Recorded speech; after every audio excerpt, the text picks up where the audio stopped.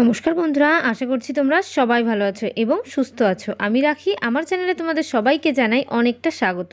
তো বন্ধুরা, প্রতিদিনের মতো আজও চলে এসেছি এমন কিছু টিপস নিয়ে যেটা তোমাদের সংসারের এমন কিছু ঝামেলার কাজ থাকে করতে দেখবে অনেকটা সমস্যা হয়ে যায়, অনেকটা সময় লেগে যায়। তো সেই সমস্ত সময়ও লাগবে না, আর ঝটপট করে কাজগুলোকে তোমরা কিন্তু কোনো ঝামেলা ছাড়াই করে নিতে পারবে।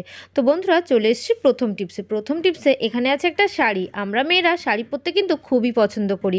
তো সেই শাড়ি আমরা যখন পরি, কোনো অনুষ্ঠানে গেলাম, কোথাও যাচ্ছি, সেক্ষেত্রে আমাদের একটা প্রবলেম হয়, শাড়ি এক জায়গায় থাকে, ব্লাউজ এক জায়গায় থাকে, আর সায়া এক জায়গায় থাকে। তো আমাদের কিন্তু সেগুলোকে খুঁজে খুঁজে পরতে অনেকটাই সমস্যা হয়। যেহেতু আমরা মেয়েরা শাড়ি পছন্দ করি বেশি, তার জন্য কালেকশানে অনেকটা শাড়ি রাখি। তাদের ব্লাউজটা একসঙ্গে যদি না রাখি, তাহলে দেখবে সময় মতো শাড়ি, সায়া, ব্লাউজ খুঁজে পাই না, অনেকটা সমস্যার মধ্যে পড়তে হয়। তার জন্য বন্ধুরা, আমরা কিভাবে শাড়ির সঙ্গে ব্লাউজ, সায়া কিভাবে রাখবো, তারই আজ ছোট্ট একটা টিপস তোমাদের সঙ্গে শেয়ার করছি। তো এখানে আমরা যে শাড়িটা নিয়েছি, শাড়িটা একটা হ্যাঙ্গারের মধ্যে তো ঝুলিয়েই দেবো। এবার যে হ্যাঙ্গারে শাড়িটা ঝুলিয়ে দিয়েছি, এর মধ্যেই কিন্তু একটা ভেতরে একটা সায়া ভাঁজ করে তোমরা রেখে দিতে পারো। আর এই ধরনের যে ব্লাউজগুলো আছে, ব্লাউজগুলোকে বোতামগুলো লাগিয়ে নেবে, মানে হুকগুলো লাগিয়ে এইবার এই যে হ্যাঙ্গারটার মধ্যে দিয়ে আমাদের ব্লাউজটা পরিয়ে দিতে হবে। মানে শাড়িটা যেভাবে ছোট একটা ভাঁজ করবে, ছোট ভাঁজ করে শাড়ির গায়ে ব্লাউজটা খুব সুন্দর করে পরিয়ে রাখবে। এইভাবে যদি পরিয়ে রেখে তোমরা হ্যাঙ্গারে ঝুলিয়ে রাখতে পারো, প্রত্যেকটা শাড়ির সঙ্গে প্রত্যেকটা ব্লাউজ আমরা কিন্তু সবাই করে থাকি। এবার সেই ব্লাউজগুলো আর অন্য জায়গায় না রেখে এইভাবে শাড়ির মধ্যে সেট করে রাখবে। তাহলে তোমাদের প্রয়োজন মতো প্রত্যেকটা শাড়ি তোমরা পরতেও পারবে। আর ইচ্ছা মতন যখন কোথাও বেরোচ্ছ, তখন যে শাড়িটা পরার ইচ্ছা, সেই মন থেকে আর সেই ইচ্ছাটাকে মুছতে হবে না। কারণ ব্লাউজ যখন খুঁজে না পাই, সেই ইচ্ছা থাকলেও সেই শাড়িটা কিন্তু আমরা পরতে পারি না।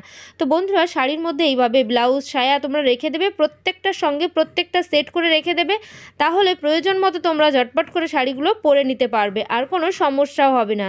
তো বন্ধুরা, এইভাবে করে তোমরা রাখবে আলমারির মধ্যে, তাহলে আর কোনো সমস্যাই হবে না। তো আশা করছি আমার এই টিপসটা তোমাদের অনেকটা কাজে আসবে, অনেকটাই ভালো লেগেছে। তো বন্ধুরা, চলে যাব আমি পরবর্তী টিপসে। এখানে আছে একটা কাপ। তো এই ধরনের কাপগুলো আমরা তো সবাই সকাল বিকাল চা খাই। চা খেতে খেতে অনেকটা সময় কাপের কোনো জায়গা ভেঙে যায়, অথবা এর হ্যান্ডেলগুলো খুলে যায়। তখন সেই কাপটা কিন্তু আমরা কেউই আর ইউজ করি না, বাইরে ফেলে দিই অথবা কোনো একটা জায়গায় রেখে দিই। তো বন্ধুরা, কোনো একটা জায়গায় রেখে না দিয়ে, ফেলে না দিয়ে যদি কাজে লাগিয়ে নিতে পারো সেই ডান্টি ভাঙা কাপটা। আমার এটা যেহেতু ভাঙা নেই, কিন্তু যাদের ভেঙে যায় আমি তাদের কথা বলছি। সেই কাপগুলো তোমরা কিভাবে কাজে লাগিয়ে নেবে। কাপের মধ্যে দিয়ে দেবো আমি 2 চামচ মতো চা। তো এই যে চায়ের পাতা আমি দিচ্ছি, এটা দিয়ে কী হবে, কাপের মধ্যে কেন চায়ের পাতা দিচ্ছি তোমরা হয়তো ভাবছো, কিন্তু ভাবার কোনো প্রয়োজন নেই, আমি এক্ষুনি সবটা শেয়ার করছি। এবার নিয়ে নিতে হবে একটা টিস্যুটা যেহেতু বড় আছে, এতটা বড় টিস্যু আমার লাগবে না, আমি কাঁচির সাহায্যে ঠিক মাঝ বরাবর কিন্তু কেটে নিচ্ছি। এইবার এটা দিয়ে দেখবে আমাদের মহিলাদের আমাদের অনেকটা সমস্যা থেকে আমরা রেহাই পেয়ে যাব এই টিপসটা ফলো করলে। টিস্যুটা তো আমি কেটে নিলাম, কেটে নিয়ে এবার একটা টুকরো নিয়ে নিয়েছি। এই টুকরোটাকে কাপের মুখে আটকে দিতে হবে। তোমরা এখানে টিস্যু নিতে পারো, নিউজ পেপার নিতে পারো, আবার ফয়েল পেপারও নিতে পারো। যেটাই নেবে সেটা যেন একদম মুখে সেট হয়ে থাকে, আটকে থাকে, যেন কোনো সমস্যা হয় না। এইভাবে নিয়ে তোমরা একটা সেফটি পিন অথবা টুথপিক, যে কোনো জিনিস দিয়ে এটাকে ছিদ্র করে নিতে পারো। আমি এখানে একটা টুথপিক নিয়েছি। টুথপিক নিয়ে আমার টিস্যুটার মুখগুলো ছিদ্র করে দিচ্ছি। এইভাবে ছোট ছোট ছিদ্র করছি কেন, যাতে চায়ের গন্ধটা বাইরে আসতে পারে, কোনো সমস্যাও না হয়। আর আমরা যেখানে রাখবো তার মধ্যে একটা বাজে গন্ধ আসে মাঝে মধ্যে, যেমন আলমারির মধ্যে। আমরা যখন জামাকাপড় ভাঁজ করে রাখি, দেখবে এই তো নতুন জামাকাপড়গুলো আলমারির মধ্যে থাকে, সেটা বেশ কিছুদিন বাদে বাদে আমরা হাত দিই, কারণ সবসময় তো ওই জামাকাপড়গুলো পরা হয় না, এই জন্য আলমারির মধ্যে গুছিয়ে রাখি। তো গুছিয়ে রাখতে রাখতে দেখবে একটা আবহাওয়া চেঞ্জের মধ্যে হোক, আর একটা কেমন ভিজে ভিজে ভাব আসে, কেমন একটা আলমারি থেকে গন্ধ আসে জামাকাপড়গুলোর মধ্যে থেকে। তখন সেই গন্ধটা দূর করার জন্য আমরা কি করি, অনেকে কিন্তু বডি স্প্রে ইউজ করি, আবার অনেকের দেখবে সেই বডি স্প্রে ইউজ করতে একদম ইচ্ছা করে না। আবার তারা কি করে, সেই বডি স্প্রে ছাড়াই যে জামা কাপড়ে যেমনই গন্ধ হোক সেইভাবে ব্যবহার করে। অনেকে আবার ন্যাপথলিন জামার মধ্যে ভাঁজ করে করে রাখে। তো জামার মধ্যে রাখলে সেই ন্যাপথলিন যখন গলতে শুরু করে, জামার মধ্যে কিন্তু সাদা ছোপ ছোপ দাগ পড়ে যায়। তো সেই সমস্ত সমস্যার মধ্যে না পড়ে এরকম একটা কাপের মধ্যে তোমরা যদি চায়ের পাতা রেখে মুখটা এইভাবে আটকে ছিদ্র করে রেখে দাও, তাহলে এর আলমারির মধ্যে যে বাজে দুর্গন্ধগুলো থাকে, সেই বাজে দুর্গন্ধ অ্যাবজর্ব করে নেবে, আর চায়ের একটা হালকা গন্ধ পুরো আলমারির মধ্যে ছড়াতে থাকবে। তখন কোনো আলমারি থেকে আর গন্ধ বেরোবেও না, কোনো ভিজে ভিজে ভাবও থাকবে না, কোনো সমস্যা হবে না, ছ্যাঁতছ্যাঁতে ভাব আলমারির মধ্যে হবে না। তো বন্ধুরা আশা করছি আমার এই টিপসটা অনেকটাই কাজে আসবে, অনেকটা ভালো লেগেছে। চলে এলাম আরও একটা টিপস নিয়ে। এখানে দেখতে পাচ্ছ চায়ের পাতা। তো আমরা যে কন্টেনারের মধ্যেগুলো চা রেখে দিই, দেখবে কিছুদিন সেই চাগুলো ব্যবহার করতে করতে প্রথম অবস্থায় তো কিনে আনি যখন, চায়ের মধ্যে খুব সুন্দর একটা সেন্ট থাকে। কিছুদিন বাদে আমরা অনেকটা করে যখন চা আনি, কিছুদিন বাদে সেই গন্ধটা কিন্তু আর থাকে না। চা আমরা যতই খাই সেই চায়ের খুব সুন্দর একটা যে সুগন্ধ সেটা আর পাই না। তার জন্য আমরা ছোট্ট একটা উপায় বের করতে পারি। সেই ছোট্ট উপায়ের মধ্যে চায়ের গন্ধ দীর্ঘদিন ধরে থাকবে, আর কোনো সমস্যাও হবে না। আমরা যখন চা সকাল বিকাল খেতে পছন্দ করি, সেটা যদি একটু সুগন্ধ না থাকে তখন কিন্তু আমাদের খুবই খারাপ লাগে। তো আমাদের প্রত্যেকের রান্নাঘরে এমন একটা জিনিস থাকে, সেটা হলো এলাচ। তো এই ধরনের এলাচগুলো আমাদের প্রত্যেকটা রান্নাঘরেই থাকে, গরম মশলার সঙ্গেই থাকে। এবার এই গরম মশলাটা আমরা কি করব, মানে এই এলাচটা আমরা একটু একটু করে ফাটিয়ে নেব। এইভাবে ফাটিয়ে নিয়ে তারপর দেখো বন্ধুরা, এখানে প্রত্যেকটা এলাচ আমি কিন্তু এইভাবে ফাটিয়ে নিয়েছি। নিয়ে এই যে চায়ের মধ্যে আমি কিন্তু এটাকে মিশিয়ে দেব। এইভাবে চায়ের মধ্যে মিশিয়ে চাটাকে একটু ঝাঁকিয়ে দেবো, ঝাঁকিয়ে পুরো উপর নিচ সব এলাচ হয়ে যাবে। এর মধ্যে শুধু এলাচ দিলেই হবে না, আরও একটা জিনিস দেব। সেটা হলো, আমরা প্রত্যেকে কিন্তু দেখবে সর্দি কাশির সমস্যার মধ্যে যখন পড়ি তখন তুলসী পাতা দিয়ে চা করে খাই। কিন্তু সেই তুলসী পাতা রোজ রোজ তুলে এনে করার থেকে যদি মনে করো অনেকটা তুলসী পাতা একসঙ্গে তুলে রোদে শুকিয়ে গুঁড়ো করে রাখবে, তাহলে কিন্তু অনেকটাই ভালো হয়। আমি এখানে তুলসী পাতার গুঁড়ো দিয়ে দিয়েছি চায়ের মধ্যে, এটাকেও মিশিয়ে দিচ্ছি। এইভাবে মিশিয়ে দিয়ে বারবার করে কিন্তু অন্য পাত্র থেকে আমাদের তুলসী পাতার গুঁড়োটা নিতে হবে না চায়ে দেওয়ার জন্য। চায়ের মধ্যে মিশিয়ে রাখলে একসঙ্গে মিশে থাকলো। চলো এটাকে আমি একবার ঢেলেও দেখিয়ে দিচ্ছি। বন্ধুরা এইভাবে তোমরা পুরো চায়ের মধ্যে কিন্তু তুলসী পাতার গুঁড়ো, মানে শুকনো গুঁড়ো যেটা রোদে শুকানো, অথবা এলাচ, একটু লবঙ্গ, এগুলো যদি রেখে দিতে পারো তাহলে কিন্তু অনেকটাই ভালো হয়।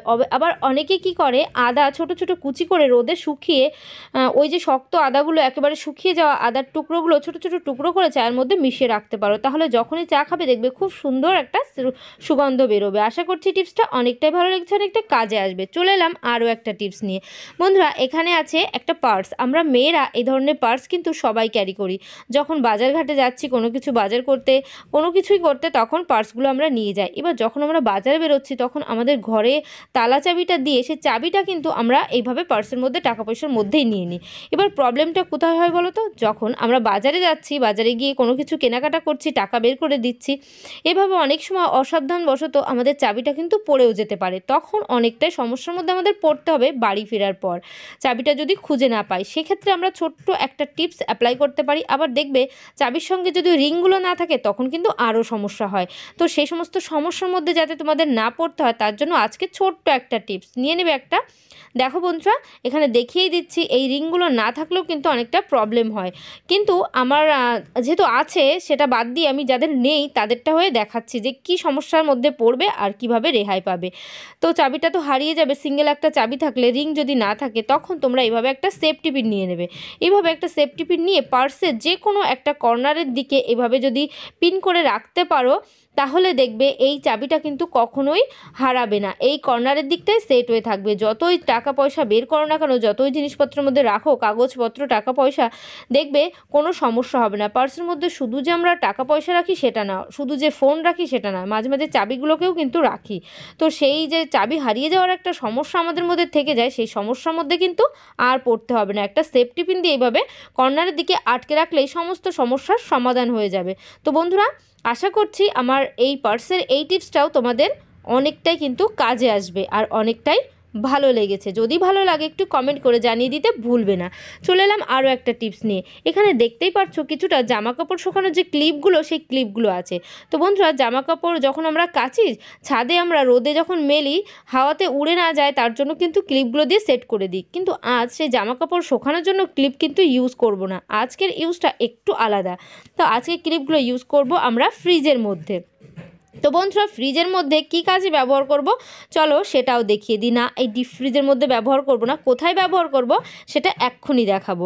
তো এখানে আমার যে ক্লিপগুলো আছে, তো এই ক্লিপগুলোর মধ্যে একটা ক্লিপ আমি নিয়ে নেব। নিয়ে এটাকে কি করব চলো তোমাদের দেখিয়ে দিই। আর নিয়ে নেব কিছুটা তুলোর সাহায্যে ক্লিপগুলোর মধ্যে কিন্তু তুলোগুলোকে সেট করতে হবে। কিভাবে সেট করতে হবে সবটাই কিন্তু বলবো। তার জন্য ডাবল টেপও তোমরা নিতে পারো। তো ডাবল টেপ থেকে আমি একটু একটু টুকরো কেটে নিলাম, কেটে যে সাইডে আমি টেপগুলো আটকে দিচ্ছি। এইভাবে সাইডে টেপগুলো আটকে এবার তুলোটা যদি এখান থেকে তোমরা ঘুরিয়ে দাও তাহলে অনেকটা সুন্দরভাবে তুলোটা সেট হয়ে থাকবে। আর এই তুলো যদি আরও ভালোভাবে সেট করতে চাও তাহলে শুধু এই ডাবল টেপটা দিলেই হবে না, আর নিয়ে নিতে হবে একটু রাবার। তো একটা রাবার এইভাবে নিয়ে যেহেতু ক্লিপের দুটো সাইডেই কিন্তু রাবার দিয়ে এইভাবে তুলো আটকে দিতে হবে। তোমরা যদি এইভাবে তুলোটাকে আটকে দাও তাহলে দেখবে অনেকটা সমস্যা থেকে রেহাই পাবে। আর এই ডাবল টেপটা দেওয়ার কারণ তুলোটা যাতে এখান থেকে বেরিয়ে না যায়, সেট হয়ে থাকে। যতই আমরা রাবারটা দিয়ে ঘুরিয়ে দিচ্ছি না কেন তারপরও কিন্তু এটা পড়ে যেতে পারে। দেখো বন্ধুরা, এখানে আবার একটা নিয়ে নিয়েছি। এবার এটার সাহায্যে এটাকে খুব সুন্দর করে সেট করে দিচ্ছি। এইবার খুব সুন্দর করে তো সেট করে একটা এত সুন্দর টুল আমরা তৈরি করে নিলাম। এরকম একটা টুল মাঝে মধ্যে কিন্তু তোমরা তোমাদের পরিষ্কার পরিচ্ছন্ন করার কাজে অবশ্যই ব্যবহার করতে পারো। দেখতেই পাচ্ছ আমার টুলটা কেমন রেডি হয়ে গেছে। এইবার কি করব, একটা বাটিতে জল নিয়ে নিয়েছি, জলের মধ্যে তুলোটাকে একটু ভিজিয়ে নেব। ভিজিয়ে এইবার আমার কোথায় এই তুলোটা ব্যবহার করতে হবে একটু চেপে জলটাও বের করে নিলাম। এইবার চলে যাব সোজা ফ্রিজের কাছে। তো বন্ধুরা দেখবে আমাদের এই যে ফ্রিজের মধ্যে যে এই রাবারটা থাকে সেই রাবারগুলোর মধ্যে অনেকটা সময় না নোংরা পড়ে যায়। সেই নোংরাগুলো এতটাই পড়ে আমরা মাঝে মধ্যে কিন্তু সবাই পরিষ্কার করার চেষ্টা করি। দেখবে যারা জানে না পরিষ্কার করতে তাদের কিন্তু অনেক সময় রাবারটা ছিঁড়েও যায়। তখন কিন্তু এর মধ্যে দিয়ে হাওয়া বাতাস পাস হয়, অনেক পোকামাকড় ঢুকে যায় এখান থেকে। যদি এর মধ্যে যদি হাওয়া বাতাস কিছুই পৌঁছায় দেখবে ফ্রিজটাকে ঠান্ডা করতে অনেকটা সময় লাগে। তার ফলে অনেক কারেন্টও খরচ হয়, কারণ যখন এখান থেকে ফাঁকা হয়ে যাবে মানে এই যে রাবারটা যদি আলগা হয়ে যায় এখান থেকে তো হাওয়া বাতাস ঢুকেই যাবে, তখন যে কোনো জিনিস ভালো রাখতে ঠান্ডা রাখতে অনেক বেশি কিন্তু ঠান্ডা করতে হবে। তার জন্য অনেকটা কিন্তু বিদ্যুৎ আমাদের খরচ হবে।